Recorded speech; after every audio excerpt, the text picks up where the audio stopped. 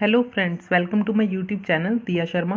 तो फ्रेंड्स, आज मैं आपको मैथ्स के एक टॉपिक मेंसुरेशन के बारे में बताऊंगी। 8th क्लास का टॉपिक है ये मेंसुरेशन।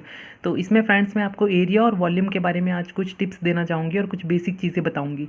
तो चलिए फ्रेंड्स, स्टार्ट करते हैं। सबसे पहले हम एरिया से।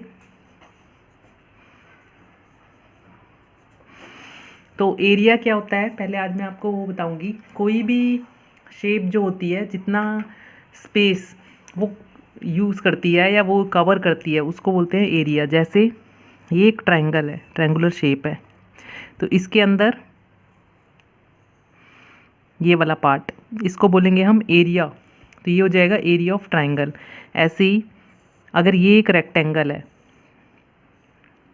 तो इसके अंदर ये वाला, इसको बोलेंगे हम एरिया ऑफ रेक्टेंगल। तो जो स्पेस इस शेप ने कवर किया हुआ है उसको हम बोलते हैं एरिया।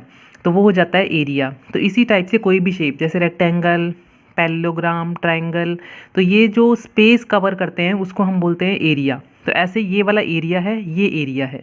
इसी टाइप से वॉल्यूम क्या होता है?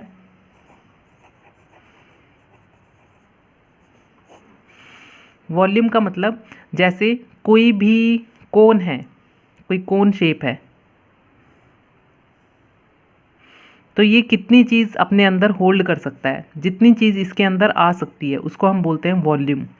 तो जैसे कोई वाटर टैंक है,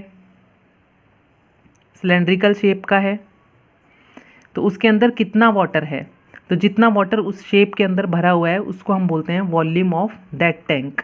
तो वो जो हो गया, जितना स्पेस उसने अंदर ले रखा है वाटर ने, उसको हम बोलेंगे वॉल्यूम ऑफ दैट टैंक। तो इस टाइप से जब कोई शेप कोई स्पेस घेरती है, कोई स्पेस कवर करती है, उसको हम बोलते हैं एरिया। और जब किसी चीज़ के अंदर कोई चीज़ होल्ड करते हैं, जैसे अगर कोई बाउल है, घरों में जो बाउल यूज़ करते हैं, ठीक है, तो उस बाउल के अंदर कितनी चीज़ आ सकती है, तो जितनी चीज़ उसके अंदर आ सकती है उसको हम बोलते हैं वॉल्यूम। तो इस टाइप से ये एरिया होता है, ये वॉल्यूम होता है। अब एक चीज़ मैं आपको और बताना चाहूँगी इसमें, जैसे ये एक शेप है, इसको हम बोलते हैं सर्कल। तो ये जो शेप है इसका नाम है सर्कल। अब इस सर्कल के अंदर ये जो स्पेस है इसको हम बोलते हैं एरिया। तो ये जितना भी स्पेस सर्कल के अंदर है, इसने कवर कर रखा है, इसको हम बोलेंगे एरिया। तो ये तो हो गया एरिया। और ये सर्कल, जैसे ये सर्कल है, सर्कुलर शेप है, इस सर्कल की, ये बाहर के सर्कल की लेंथ, मान लीजिए किसी थ्रेड से आपने सर्कल बनाया है, तो उस थ्रेड से सर्कल बनाते वक्त कितना थ्रेड वो यूज़ हुआ है, तो उस थ्रेड की जो लेंथ होगी इस सर्कल को बनाते वक्त, उसको हम बोलते हैं सर्कमफेरेंस।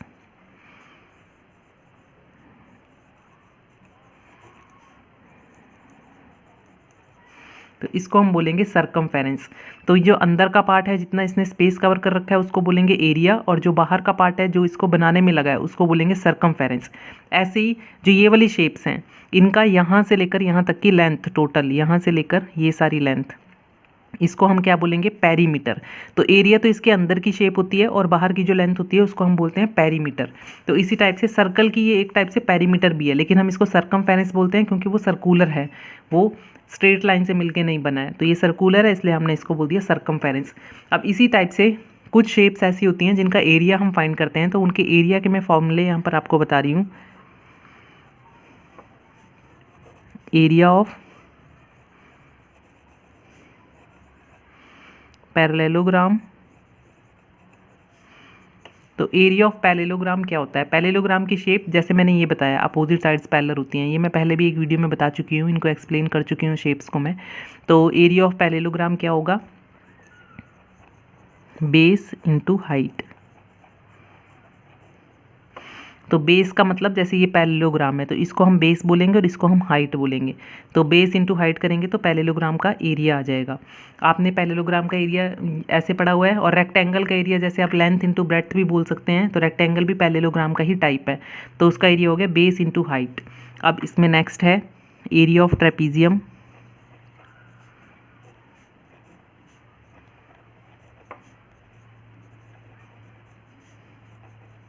अब ट्रेपीजियम क्या होता है? ट्रेपीजियम की शेप भी पता होनी चाहिए। एरिया होगा इसका half into sum of parallel sides, sum of parallel sides into height. अब इसका एरिया ऑफ ट्रेपीजियम तो मैंने बता दिया, half into sum of parallel sides into height. Shape क्या होगी ट्रेपीजियम की, इस टाइप से। तो इसमें पैरेलल साइड्स, कोई भी दो साइड्स पैरेलल होंगी ट्रेपीजियम में, जैसे ये वाली और ये वाली साइड इसमें पैरेलल दिख रही है, इस वाली और ये वाली साइड भी पैरेलल हो सकती है। शेप किसी और टाइप से भी हो सकती है। तो जैसे इसमें ये दोनों साइड्स पैरेलल है, तो सम ऑफ पैरेलल साइड्स, इन दोनों साइड्स का सम एंड इनटू हाइट। हाइट जो होती है दोनों पैरेलल साइड के बीच में जो डिस्टेंस होता है उसको बोलते हैं हाइट। और वो डिस्टेंस यहाँ से भी मेज़र किया जा सकता है, यहाँ से भी मेज़र किया जा सकता है, या आप यहाँ से भी मेज़र कर सकते हैं। तो इन दोनों पैरेलल साइड्स के बीच में जो डिस्टेंस होगा उसको बोलते हैं हाइट। तो ये तो हो गया ट्रेपीजियम का एरिया का फॉर्मूला। अब इसके बाद है एरिया ऑफ ट्रायंगल।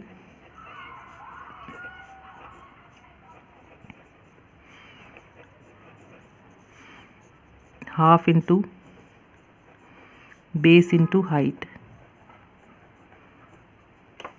तो जैसे ये ट्रायंगल है, हाफ इंटू बेस। बेस का मतलब जिसके ऊपर हाइट है वो बेस होता है। अगर हाइट इसके ऊपर है तो ये बेस है। तो हाफ इंटू हाइट इंटू ये वाली हाइट इंटू ये वाला बेस। अगर हाइट इसके ऊपर है तो ये बेस हो जाएगा और ये हाइट हो जाएगी। तो इसी टाइप से लेते हैं, इसमें जो हमारा बेस है उसके ऊपर हाइट होनी चाहिए, या जिस लाइन के ऊपर हमारी हाइट है उसी को हम बेस लेंगे। तो इसमें ये ध्यान रखना है। नेक्स्ट है, अब सर्कल का लिखेंगे, एरिया ऑफ सर्कल।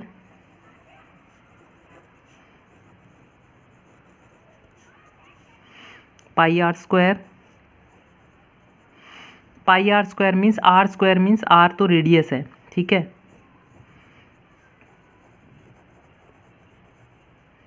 और पाई की वैल्यू हो जाएगी 22/7 या फिर 3.14। इन दोनों में से कुछ भी यूज़ कर सकते हैं। तो ये तो 2 डेसिमल प्लेसेस तक है। अगर मोर देन 2 डेसिमल प्लेसेस बोला है तो आप इसको 20, अगर आपको ये वैल्यू लर्न नहीं रह रही है तो 22 को 7 से डिवाइड करके देख सकते हैं आप, यही आएगा। इससे ज़्यादा आएगा तो अगर जितने डेसिमल प्लेसेस तक आपको लेना है आप उतने ले सकते हैं। तो 3.14 इसकी स्टैंडर्ड वैल्यू है जो हम मोस्टली सॉल्यूशन में यूज़ करते हैं। तो अगर आपको 3 डेसिमल प्लेसेस तक चाहिए तो आप 1 डेसिमल और फाइंड कर सकते हैं इससे डिवाइड करके। तो ये तो फ्रेंड्स फॉर्मूला हो गया एरिया ऑफ सर्कल का, पाई आर स्क्वायर। और सर्कमफेरेंस ऑफ सर्कल,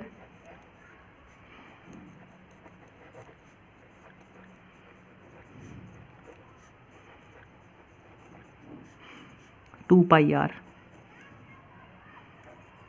तो r means radius, pi means उसकी वैल्यू फिक्स है 22/7, वो पुट करेंगे हम। और रेडियस, जैसे ये एक सर्कल है वो भी मैं बता देती हूँ, ये सर्कल का सेंटर है। तो सर्कल के सेंटर से उसकी बाउंड्री का जो डिस्टेंस होगा उसको हम बोलेंगे रेडियस। तो सर्कल के सेंटर से बाउंड्री तक का डिस्टेंस उसको बोलेंगे रेडियस, तो वो रेडियस है। तो ये तो हो गया एरिया का फॉर्मूला है सर्कल का, और एरिया का फॉर्मूला, सर्कमफेरेंस का फॉर्मूला सर्कल का। अब area of rhombus,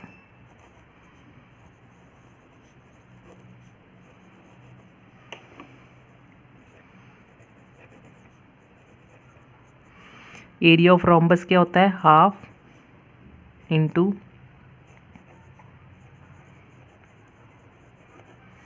product of diagonals. अब रोम्बस की शेप कैसी होती है, रोम्बस की शेप ऐसी होती है चारों साइड्स की लेंथ जिसमें इक्वल हो, इस टाइप से चारों साइड्स की लेंथ इक्वल होनी चाहिए। तो इसका फॉर्मूला है half into product of diagonals. एक डायगोनल ये बनेगा, एक डायगोनल ये बनेगा। तो half into product of diagonals मतलब इस डायगोनल की लेंथ इंटू इस डायगोनल की लेंथ जो होगी वो लिखेंगे यहाँ पर हम।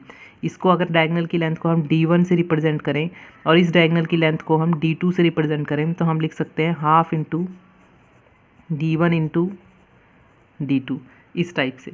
तो ये तो हो गया एरिया ऑफ रोम्बस का फॉर्मूला। इसमें हमने रोम्बस का एरिया फाइंड करना बता दिया कैसे करेंगे। अब इसके बाद कुछ एरिया हैं जैसे सरफेस एरिया होते हैं कुछ, तो हम वो करेंगे यहाँ पर।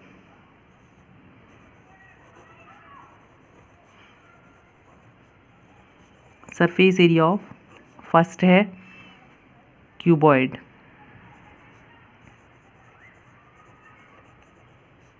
क्यूबॉइड का सरफेस एरिया का formula 2LB + BH + HL।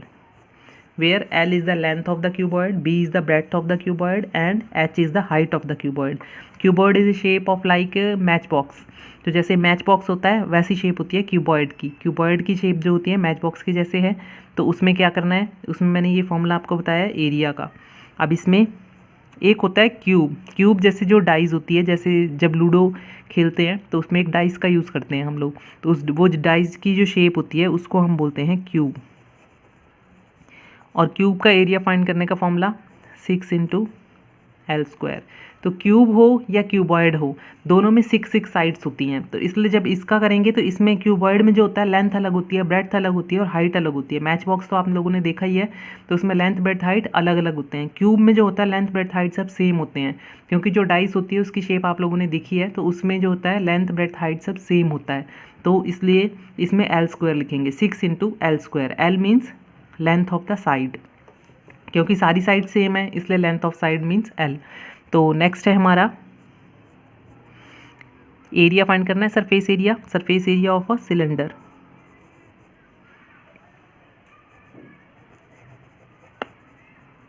Equals to 2 pi r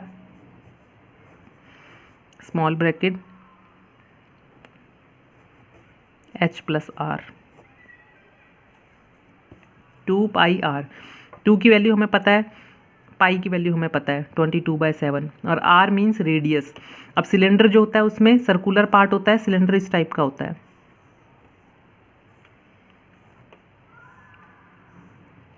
तो इसमें ये वाला पार्ट और ये वाला पार्ट सर्कुलर होता है.